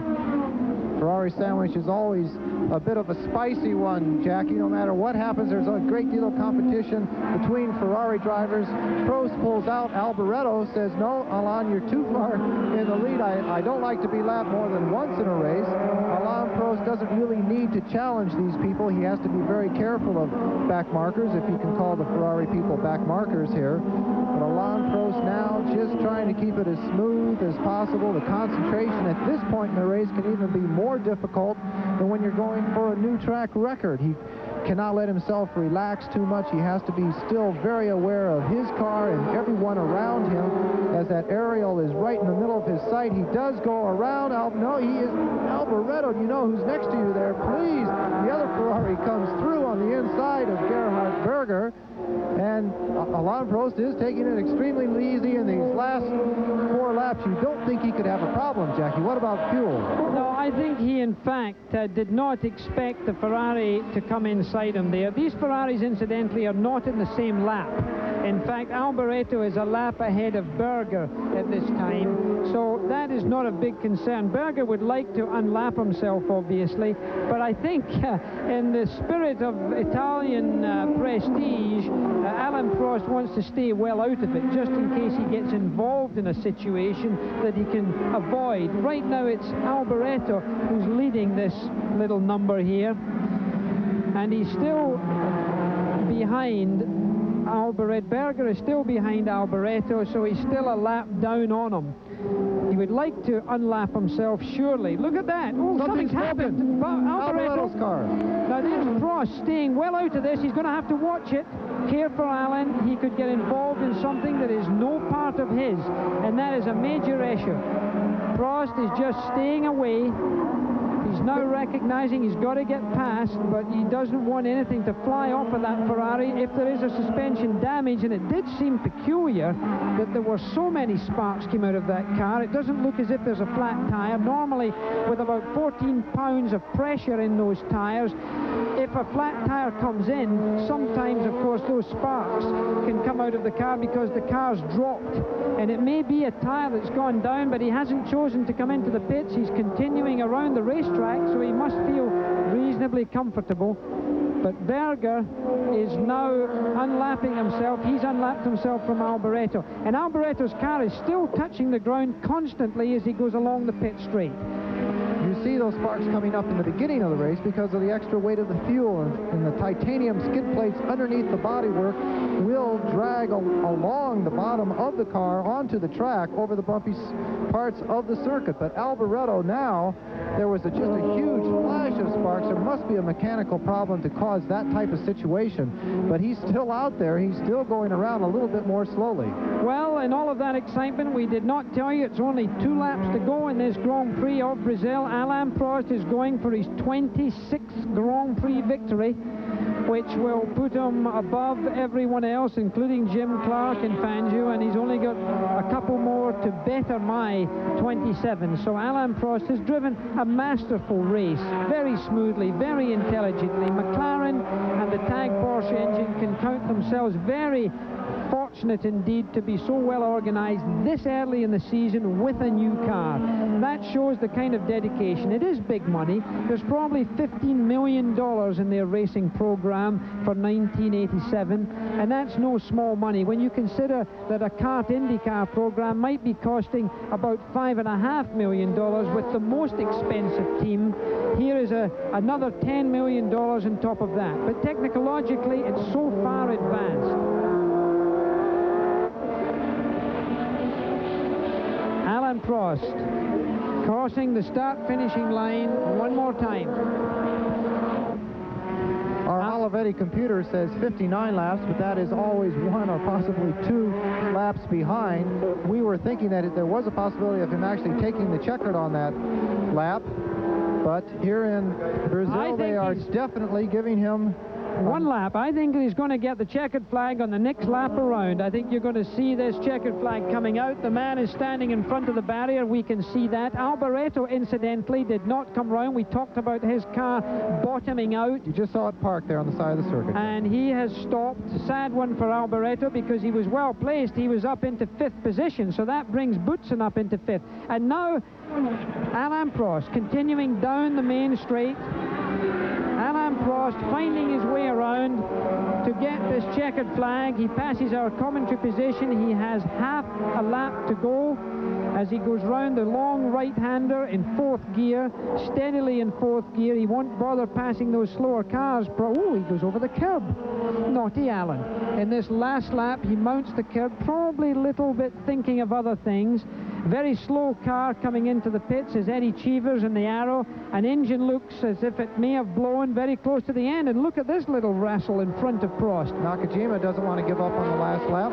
He's just Prost looking ahead and saying we've got to stay out of trouble. He's only got a few hundred yards to go right now as he comes up behind the Brabham. Alain Prost for France. 200 yards, 100 yards, and the checkered flag goes out to Alain Prost as he crosses the finishing line to win his 26th Grand Prix victory for France, for Alain Prost, for Marlboro McLaren, a very happy man.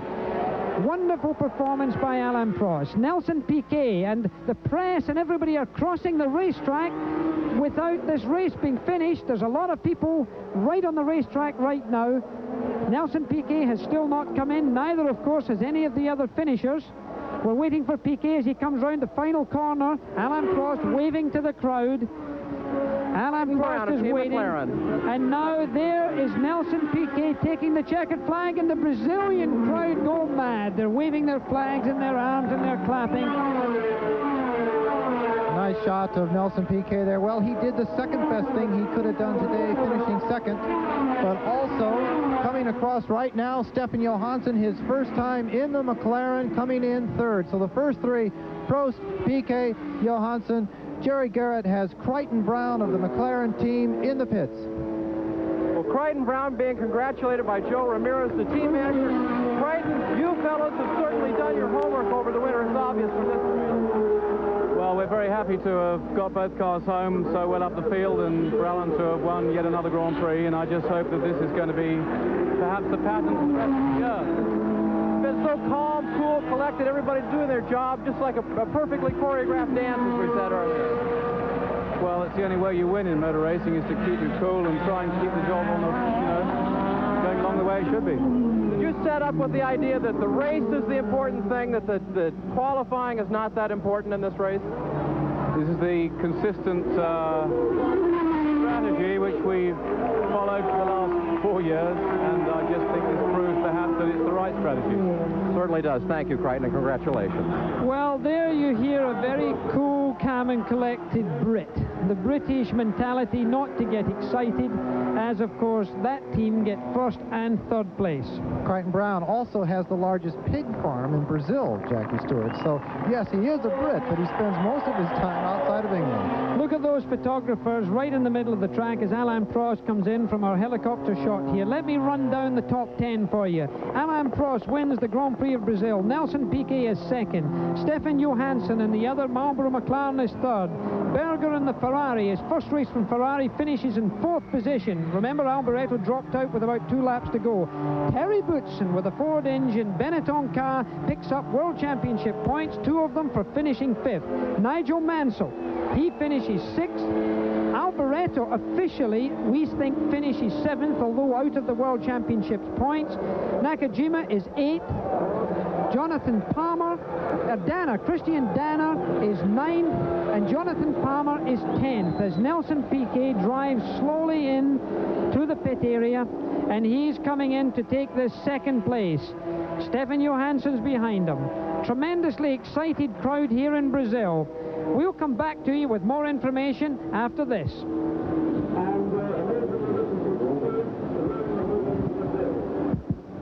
The crowd are gathering in front of the podium, expecting to see the winners. The first, second and third drivers come up there as we look down from our helicopter. And what a race it was. So many lead changes, a real tortoise and a hare race, John. Jackie, it was a very quick race. There you see Nelson Piquet taking a little sip of water, the Brazilian here. The crowd certainly wants to see him. Question is, the Williams was very fast, but maybe were they too fast? So many pit stops, it really cost him the race. New drivers doing very well in their new teams.